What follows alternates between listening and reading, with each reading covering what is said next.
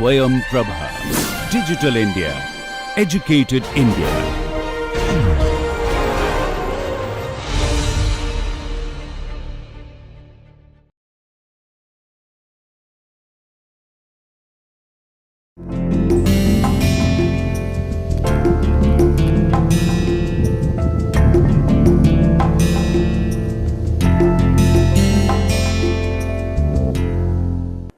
Welcome back. We were discussing the mass and energy analysis of a control volume. Now we will take a couple of examples. We will take some devices and analyze the mass and energy balances and do some examples based on those devices. So let me just give an overview of what we have done until now. So mainly we have applied the conservation of mass principle and energy principle to the control volume. Now in this particular lecture we will solve some energy balance problem for the common steady state flow devices. Okay. So let me just illustrate the common engineering devices. A typical power plant such as a steam power plant contains turbine, compressors, heat exchangers and pump, and most of the normal conditions they are operated for a very long time, and thus you can assume that all these devices which are part of this such a power plant such as turbine, compressor, they operate at steady flow conditions. Okay. So we will be using such an approximation because these devices operate at non-stop for months before the system gets shut down for maintenance. So for the case of analysis, it would be convenient if we can make use of steady flow assumptions for such devices. So this is an example General Electric turbine, okay, which has many different aspects of the device. So we will take these devices one by one and particularly apply mass balance and energy balance for these particular devices. So let me start with the nozzles and diffusers. So nozzles and diffusers are commonly used jet, rocket, spacecraft and even common household purposes such as garden hoses. Okay.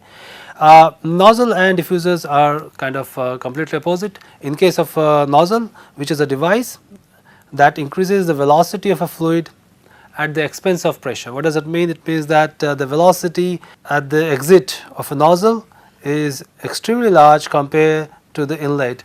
Of course, in that case the pressure would be low here at the exit compared to the inlet. On the other hand, the diffuser is a device that increases the pressure of a fluid by slowing it down. So it is just opposite of a nozzle. Here of course the velocity at the exit is extremely small compared to the velocity at inlet. Okay, but the pressure here would be large, much larger at the exit here compared to the inlet. Okay. Let me just go through the basic energy and mass balances. So for the case of a nozzle and diffuser, you can start with again the basic energy balance concept. So this is your E in minus E out. Okay, we are using the rate expressions here, dE system by dt, and considering steady flow conditions, so you would be making this particular expression 0. Okay, so which in this case would mean that E in minus E out, or E in is equal to E out. Okay. Now what is E in here? E in would be your Q in if there is any heat provided to the system or to the control volume, plus W in plus summation of all the flow energies. So this would be your inlet and this should be your equal to Q out plus W out plus summation m theta outlet. Okay. Okay, considering that for the case of a nozzle and diffuser you will be having only one inlet and one outlet. So what about the heat Q and W? Now typically what we are going to assume that Q is going to be 0 and W is also 0. Okay. The reason for Q to be 0 is because the fluid does not spend a long time within the small diffuser or nozzle, and hence we will be considering that the significant heat transfer is not there. But there are exceptions such as your liquid propellant rocket where the diffuser itself is quite large and thus there will be some significant heat transfer. But for the sake of our understanding and the problems which we are going to deal with, we will be assuming Q to be 0. Okay, and similarly there is no involvement of work in this case for nozzle and diffuser. We will be also considering the change in the potential energy to be 0. Okay, and in that case for the single stream which would be the case for nozzle and diffuser, we can simply write m theta. This will be your inlet and this will be your outlet. Okay. Now considering single stream, you have m, and being your steady state flow, the m's of the inlet should be same as outlet. This should be equal to S2 plus V2 square plus GZ. Okay, so this will be 1 here, and then we will be assuming this delta P is 0, that is what we said here. So this will be negligible for most of the cases. Okay. So what we have is that your H1 plus V1 square by 2 is equal to S2 plus V2 square by 2, and the reason is that M1 is equal to M2 for the streams which we are going to consider, let us say for the case of nozzle. So you have here 1 and you have here 2. For the case of steady flow, your M1 should be same as M2 here. Okay. So this is our basic energy balance for nozzle, and we can make use of this analysis for a specific example. So let us take that example. This is a case of a diffuser for jet engine. So what we have here is the air which is at 10 degrees Celsius and 80 kilopascal enters the diffuser. Okay. So this is your 10 degrees Celsius and 80 kilopascal, and with a velocity of 200 meter per second, that is air which enters the diffuser of a jet engine steadily with a velocity of 200 meter per second. The inlet area of the diffuser is given, that is this area is given, so which is 0.4 meter square. The air leaves the diffuser with a velocity that is very small compared to the inlet velocity, which essentially means that V2 is negligible. So what we have to determine is the mass flow rate of the air and the temperature of the air leaving the diffuser. So this is the problem for based on the diffuser. So what we are going to do is we are going to make approximation that this is a steady flow device. So this steady flow is an approximation which we are going to make. The second thing is that can we model air as ideal gas? Typically gas behaves like ideal gas at very high. So gas at high T or low P compared to with respect to Tc and Pc can be considered as an ideal gas. So for the case of air, Tc is around 132.41 Kelvin and Pc is 37.25 atmosphere. So considering the current conditions, which is 10 degrees Celsius, is much higher than Tc, and the pressure, which is 80 kilopascal, is much lower than Pc. Thus we can consider this particular system as an ideal gas. So that will make our analysis much easier. So the other thing which we are going to do is we are going to ignore your change in potential energy, and being a steady flow, we can say M1, the mass balance will lead to that M1 dot is equal to M2 dot is equal to M dot. Okay, so let us first look at what is the specific volume for based on the data we have here. So let us say we have V1 is nothing but R T1 by P1. This is your, of course, based on ideal gas. Now this R is a gas constant, and you can see table A1. Based on that you can get the values from there. So this turns out to be 287 kilopascal meter cube per kg Kelvin, and then the temperature is given here, which is in Kelvin is 283 Kelvin, and then you have 80 kilopascal. Okay, so this turns out to be 1.015 meter cube per kg. We can find out from here the specific volume from the ideal gas is now being calculated, and we already know the velocity and we know the area of the diffuser, the inlet diffuser, so we can find out the mass flow rate for the air, and that would be simply m dot is V1 A1 by V1. Okay, so this is the velocity here, this is the area of the cross section here at the inlet, and this is the specific volume which we have calculated from ideal gas. Okay. So you plug in this information based on this velocity is 200 meter per second, A is given as your 0.4 meter square, and thus this would come out to be 788 kg per second.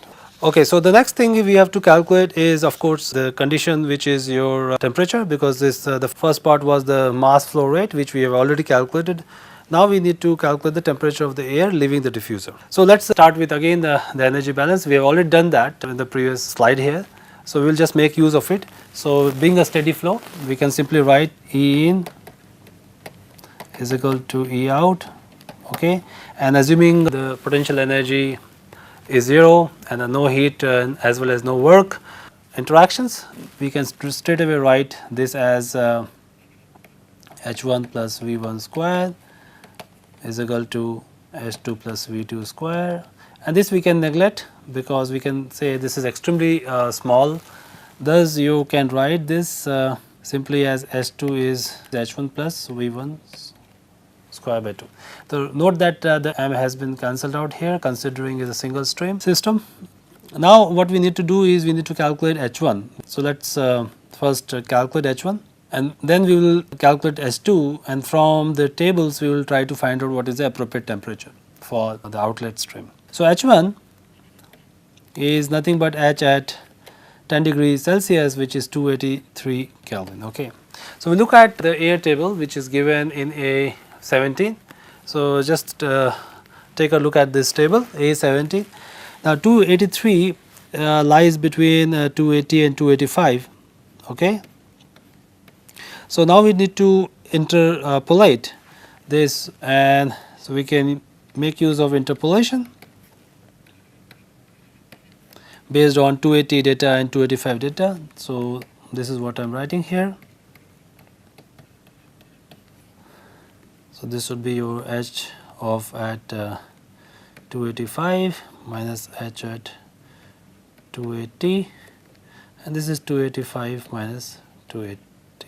So now you can plug in this values. So 280 values is already given, or you can take it from the table, and as well as 285 values. You plug in the rest of the data, and the value which you get is 283.14 kilojoules per kg. And now this is the value which is H1. So you plug in H1 here. You know the velocity here, so this would become, so H2 is 283.14 plus 200 meter per second by 2, and then you can convert it to kilojoules per kg. Okay. So this comes out to be 303.14 kilojoules per kg. Okay. So the based on the simple energy balance and as well as the table utilization, you may have to make use of interpolation quite often, because not the tables are discrete points. It's not so, and the temperature range may not be precisely falling on the table data point. So you may have to use interpolation quite regularly. Now the idea is very simple. Now is that once you have calculated the enthalpy, you look back the corresponding temperature from the table. So where does 303.14 lies? Okay, and then again you make use of interpolations. So let's try that. So 303 is somewhere here. So this is 300.19 and this is 305.22, which essentially means that our temperature somewhere lies between 300 to 305. Okay. So we again make use of your interpolation. So let's write it here, H305 at 300 Kelvin divided by 305 minus 300. This should be H of a specific temperature which we are interested in minus H 300 by T minus 300. Okay, and T H T is nothing but this. Okay, so you place this as T by 303.14 and thus you can get your T as 303 Kelvin. Okay, so this is the temperature of the outlet or temperature of the air which leaves the diffuser. And so what would be your delta T in this case? So delta T would be 303 minus 283 Kelvin. So this is your 20 Kelvin or 20 degrees Celsius. Okay, and so there is an increase in the temperature at the outlet condition, and the reason being is that your kinetic energy of the air gets converted to the internal energy and raising the temperature of the overall air. So let's now take a look at a different device. Okay, so we have discussed diffuser and nozzles. Now we are going to discuss turbine and compressor. Turbine we have already looked at a bit in the early stage of this course. Basically the purpose of the turbine is it drives the electric generator in steam, gas or hydroelectric power plants. So in the turbine the fluid passes through the blade of the turbine, okay, and it does work against the blade. Blade is connected to the shaft, so it rotates the shaft and thus it produces work. So that's the philosophy or that's the purpose of the turbine in that case. On the other hand, compressor or such as other examples are like pump and fan. These are the devices which are used to increase the pressure of a fluid. Okay. Now turbine produces work. On the other hand, compressor, pump and fan requires work, and so there is a work input for the case of compressors, pumps and fan, and for the case of turbine there is a work output. So thus your work is supplied to compressors, pumps and fan from an external source through a rotating shaft. The operational aspects are similar for compressor, fan and pumps, but the results are different. A fan mainly increases the pressure of the gas slightly and is mainly used to mobilize the gas. On the other hand, compressor is capable of compressing the gas to a high pressure. And the pump works very much like compressor except that they handle liquids instead of gas. So the operational aspects are slightly different, but in terms of the work required, the philosophies are quite similar. So let's do an energy balance for the case of a compressor. Okay, so we'll just take a compressor and apply the mass and energy balances, and then we'll try to do some examples later. Okay, so let's start with this a generalized energy balance here.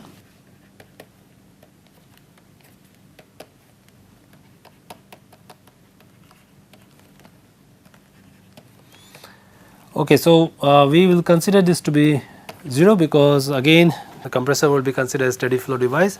Let's say you have this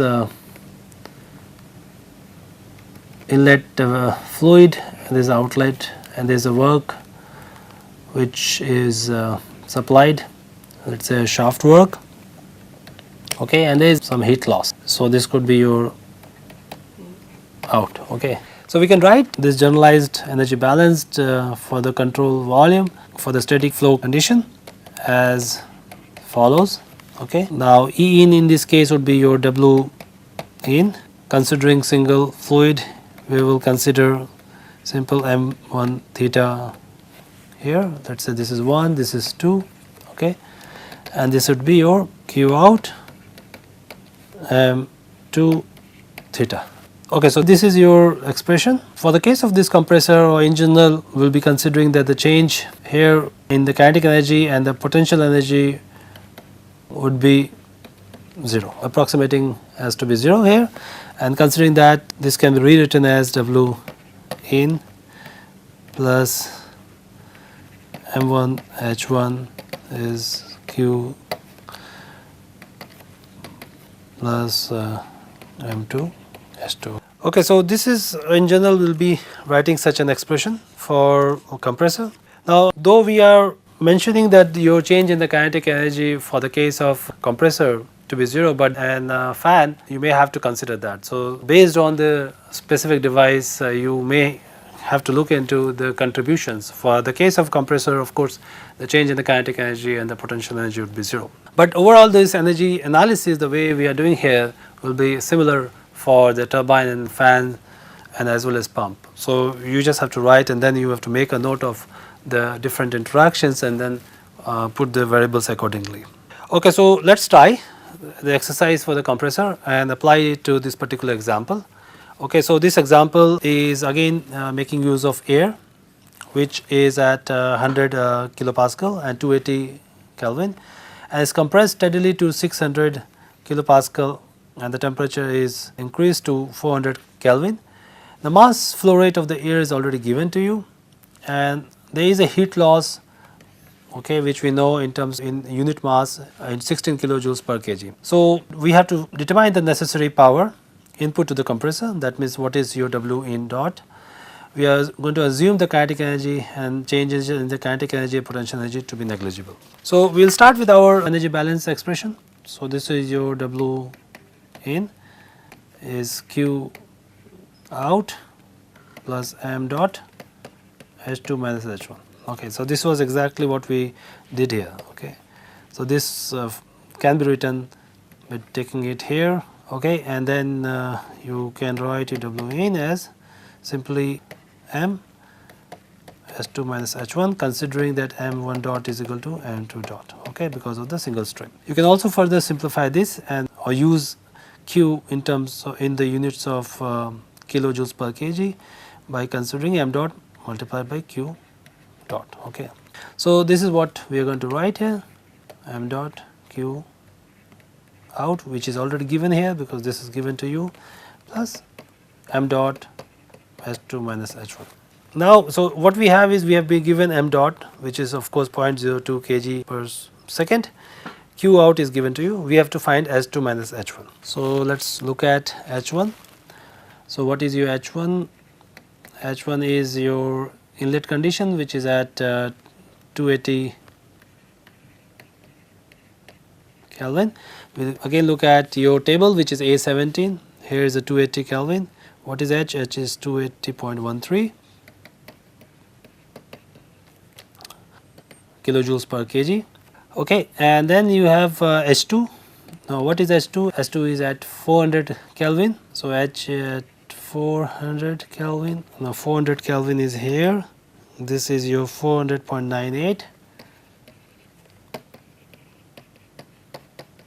Okay, so now you can directly plug in these values to the energy balance expression.